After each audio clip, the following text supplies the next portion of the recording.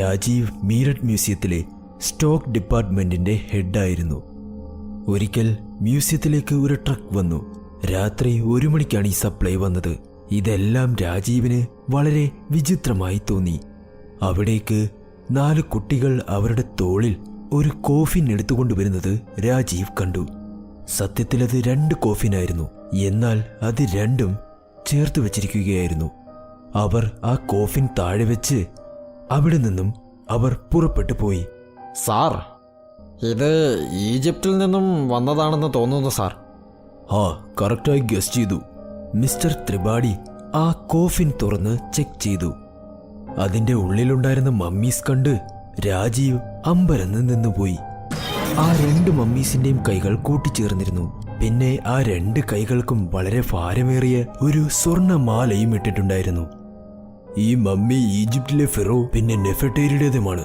അവർ തമ്മിൽ ഒരുപാട് സ്നേഹിച്ചിരുന്നു. ഇവർ രണ്ടുപേരും ഒരുമിച്ച് മരിച്ചതാണോ? അവരുടെ കയ്യിൽ എന്തുകൊണ്ടാ ഒരു സ്വർണത്തിന്റെ മാല? ഫെറോയ്ക്ക് റാണിയെ ഒരുപാട് ഇഷ്ടമായിരുന്നു. ഈ സ്വർണമാല അവരുടെ കല്യാണത്തിന് ഇട്ടതാണ്. എപ്പോൾ നെഫർട്ടേരി മരിച്ചോ അപ്പോൾ തന്നെ രാജാവും അവരോടൊപ്പം മരിക്കാനായി തയ്യാറായി. അവരുടെ പടയാളികളോട് ഇതുപോലെ 2 പേരും ഒരുമിച്ചുള്ളതുപോലെ ഒരു ശവപ്പെട്ടി ഉണ്ടാക്കാനും പറഞ്ഞിരുന്നു. അങ്ങനെ റാണിയുടെ കൈകളിൽ പിടിച്ച രീതിയിൽ തന്നെ അടക്കാനും പറഞ്ഞു. എന്തുകൊണ്ടെന്നാൽ കുറച്ച് അങ്ങോട്ടോ ഇങ്ങോട്ടോ നീങ്ങിയാൽ പോലും അവരുടെ കൈകൾ എപ്പോഴും ഇതുപോലെ തന്നെ ഒരുമിച്ചുണ്ടായിരിക്കണമെന്ന്. അതുമാത്രമല്ല, അവരുടെ 2 പേരുടെയും ശവം അടച്ചു വെച്ചിട്ട് പോലും മന്ത്രവാദികളെ വിളിച്ച് അവരുടെ ആത്മാവിനെയും ഒരേ പെട്ടിയിൽ തന്നെ അവരെ പൂട്ടിവെക്കാൻ പറഞ്ഞു. മന്ത്രവാദികളും അങ്ങനെ തന്നെ ചെയ്തു. ഇന്നുവരെ ആ മാന്ത്രിക ശക്തി ഇവരെ 2 പേരെയും ഒരുമിപ്പിച്ചിരിക്കുന്നു. നമ്മൾ ഇവരെ 2 പേരെയും പിരിച്ചാൽ, വേർതിരിക്കാൻ ശ്രമിച്ചാൽ പോലും, എന്നുവെച്ചാൽ ആ സ്വർണം നമ്മൾ പറിച്ചെടുത്താൽ മമ്മിയിലുള്ള ആ ആത്മാവ് എഴുന്നേറ്റ് വരും. ഇത് സത്യമാണോ? അതൊന്നും എനിക്കറിയില്ല. എന്നാൽ എല്ലാവരും പറയുന്നുണ്ട്. ഇത് ഓപ്പൺ ചെയ്യാൻ താൻ ശ്രമിക്കുകയേ ചെയ്യരുത്. എനിക്ക് മനസ്സിലായി സാർ. അടുത്ത ദിവസം രാജീവ് തന്റെ 2 ഫ്രണ്ട്സ് അതുലിനെയും വിഹാലിനെയും പോയി കണ്ടു. അവരോട് ആ കോഫിനെ കുറിച്ചും പറഞ്ഞു. കിട്ടിയ ഇൻഫർമേഷൻ കറക്റ്റാ. ഈ നാളിൽ ആ മാലയ്ക്ക് കോടിക്കണക്കിന് രൂപയാ. എടാ, എന്നാൽ സെക്യൂരിറ്റി എന്തു ചെയ്യും? അയ്യോ, അതെല്ലാം ഞാൻ നോക്കാം.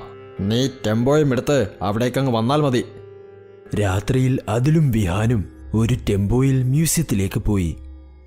അങ്കിൾ, ഇന്നലെ ഒരു ആന്റിക് പീസ് ഇവിടെ വന്നില്ലേ? അത് ഇന്ന് തന്നെ ഡൽഹിക്ക് അയക്കാൻ പോകുക. എന്നാൽ ത്രിപാഠി അദ്ദേഹം ഒന്നും പറഞ്ഞില്ലല്ലോ. അയ്യോ, അദ്ദേഹം കുറച്ച് ബിസിയായിരുന്നു. അതുകൊണ്ടാണ് എന്നോട് പറഞ്ഞ് താങ്കളോട് പറയാൻ പറഞ്ഞത്. രാജീവ് എങ്ങനെയൊക്കെയോ അവിടെ പറഞ്ഞു നിന്നു. അതിനുശേഷം അതിലും വിഹാനും ആ കോഫിനെടുത്ത് ടെമ്പോയിലും വെച്ചു. അതിനുശേഷം രാജീവും ആ ടെമ്പോയിലിരുന്ന് അവിടെ നിന്നും പുറപ്പെട്ടു പോയി. വൃദ്ധന് അയാൾ ചെയ്ത തെറ്റും മനസ്സിലായി. അയാൾ ഉടനെ മിസ്റ്റർ ത്രിപാഠിക്ക് കോൾ ചെയ്ത് എല്ലാ കാര്യങ്ങളും പറഞ്ഞു. അപ്പോൾ മിസ്റ്റർ ത്രിപാഠി ഉടനെ തന്നെ പോലീസിനെ വിളിച്ച് എല്ലാ കാര്യങ്ങളും പറഞ്ഞു. അവർ 3 പേരും ആളൊഴിഞ്ഞ ഒരു സ്ഥലത്ത് ടെമ്പോ നിർത്തി അതിലുണ്ടായിരുന്ന കോഫിൻ താഴെ ഇറക്കി അതവർ തുറന്നു. പിന്നെ വളരെ സന്തോഷത്തോടെ ആ സ്വർണമാല മമ്മിയിൽ നിന്നും അവർ ഊരിയെടുത്തു. വാ വാ എടാ, ഇപ്പോൾ മുതൽ നമ്മൾ കോടീശ്വരന്മാരാ. 3 പേരും ആ മാല കണ്ട് ഒരുപാട് സന്തോഷിച്ചു. എടാ, വേഗം വാ, ആരെങ്കിലും കണ്ടാൽ പ്രശ്നമാകും. ആ 3 പേരും മമ്മീസിനെ അവിടെ തന്നെ വിട്ടിട്ട് അവിടെ നിന്നും പുറപ്പെട്ടു പോയി. കുറച്ചു നേരം കഴിഞ്ഞപ്പോൾ നന്നായി കാറ്റ് വീശി. അതിൽ ഫെറോ മമ്മി അതിൻ്റെ കണ്ണുകൾ തുറന്നു. അത് കോഫിനിൽ നിന്നും വെളിയിലേക്കും വന്നു. അതിൻ്റെ കണ്ണുകളിൽ അപ്പോൾ ദേഷ്യം നല്ലതുപോലെ കാണാമായിരുന്നു.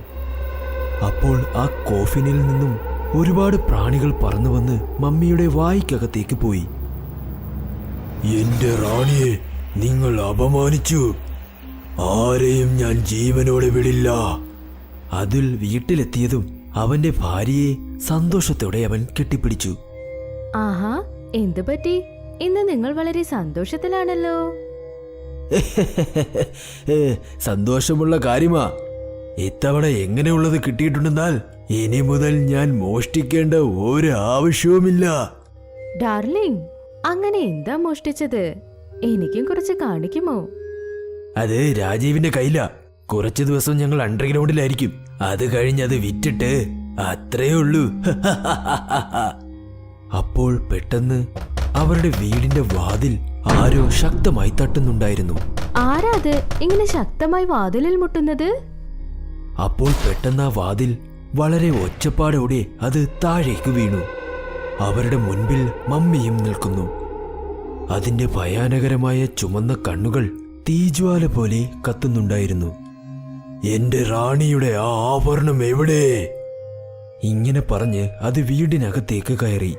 അതിലും അവന്റെ ഭാര്യയും പേടിച്ചുപോയി. അവർ വായടച്ച് നിശ്ചലമായി നിന്നു. എവിടെയാണത്?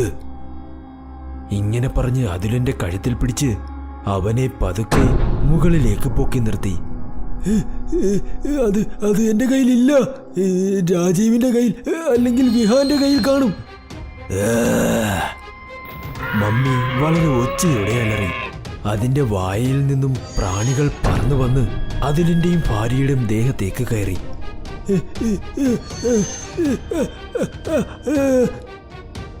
അവരുടെ ഭയാനകരമായ അലറൽ ആ വീട് മുഴുവനും മുഴങ്ങി. അങ്ങനെ ചില നിമിഷങ്ങൾക്കുള്ളിൽ അവരുടെ മാംസം കഴിച്ച് ആ പ്രാണികൾ തിരിച്ച് മമ്മിയുടെ വായ്ക്കകത്തേക്കും കയറിപ്പോയി. രണ്ടുപേരുടെയും അസ്ഥികുടം ആ തറയിലും കിടന്നു.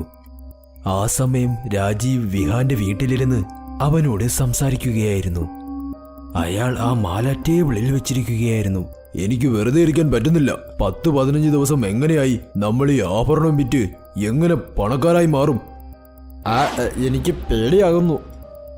ഞാൻ വീട്ടിൽ നിന്നും വന്നു. പോലീസ് എന്നെ ഇവിടെ വന്ന് പിടികൂടിയാൽ? നീ എന്തിനാ ഇതിനെക്കുറിച്ച് പേടിക്കുന്നത്? ന്യൂസിൽ വന്നാലും നമുക്ക് അഭിമാനിക്കാമടാ. അപ്പോൾ നന്നായി കാറ്റ് വീശി. അവർക്ക് പടിയിറങ്ങി വരുന്നത് പോലെ ആരുടെയോ നിഴൽ കാണാമായിരുന്നു. അത് മുകളിൽ വന്നതും അതിനെ കണ്ട് രണ്ടുപേരും പേടിച്ച് വിറയ്ക്കാൻ തുടങ്ങി. മുൻപിൽ നിന്നിരുന്ന മമ്മി അവരെ രണ്ടുപേരെയും എപ്പോൾ വേണമെങ്കിലും ഭക്ഷിക്കുന്ന രീതിയിൽ നോക്കിക്കൊണ്ട് നിന്നു. ഇത് എങ്ങനെ ജീവനോടെ വന്നു? ഓടടാ, ഓട്! മമ്മി അതിന്റെ വായ തുറന്നു. അതിൽ നിന്നും ആയിരക്കണക്കിന് പ്രാണികൾ പറന്നു വന്ന് അവരുടെ രണ്ടുപേരുടെയും ദേഹത്തേക്ക് കയറി. രണ്ടുപേരും വേദനയിൽ പിടഞ്ഞ് അവിടെയും എവിടെയുമായി ഓടിക്കൊണ്ടേയിരുന്നു.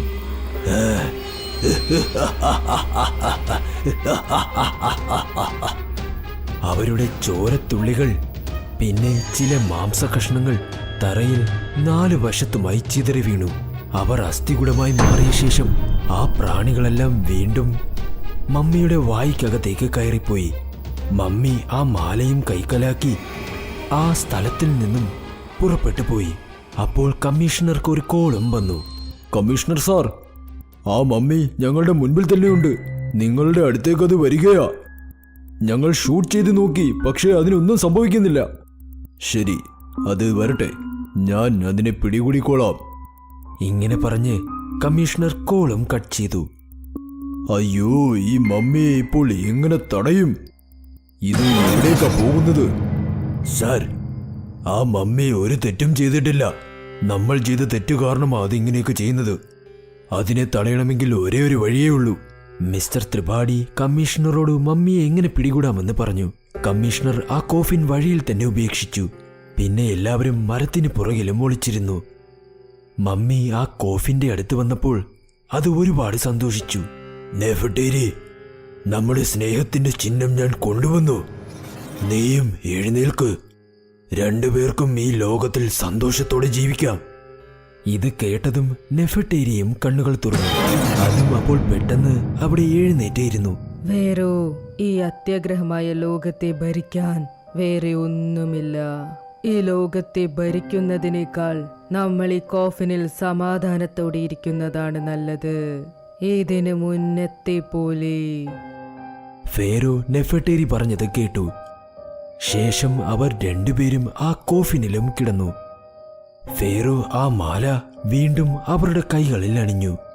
രണ്ടുപേരും കണ്ണുകളും അടച്ചു. അത് കഴിഞ്ഞ് മിസ്റ്റർ ത്രിപാഠിയും പോലീസുകാരും വെളിയിലേക്കും വന്നു. സാർ ഇത് നല്ല അവസരമാ, വേഗം അടച്ചേക്കൂ. കമ്മീഷണർ 2 കോൺസ്റ്റബിളിന് നേരെ കൈ കാണിച്ചപ്പോൾ അവർ വന്ന് ആ കോഫിൻ അടച്ചു വെക്കുകയും ചെയ്തു. ഞാൻ നാളെ ഇതിന്റെ സെക്യൂരിറ്റി കൂട്ടിയേക്കാം. കമ്മീഷണർ ആ കോഫിനെ ഡൽഹി മ്യൂസിയത്തിന്റെ നാഷണൽ ഗാലറി ഓഫ് മോഡേൺ ആർട്സിലേക്കും അയച്ചു. പിന്നെ അതിന് സെക്യൂരിറ്റികളെയും നിയമിച്ചു. ഇപ്പോഴും ഫേരോയും നെഫിറ്റരിയും ആ കോഫിനിലാണുള്ളത്. പിന്നെ അവരുടെ സ്നേഹത്തിന്റെ ചിഹ്നമായ ആ മാല ഇന്നും അത് അവരുടെ കൈകളിൽ തന്നെ സുരക്ഷിതമാണ്.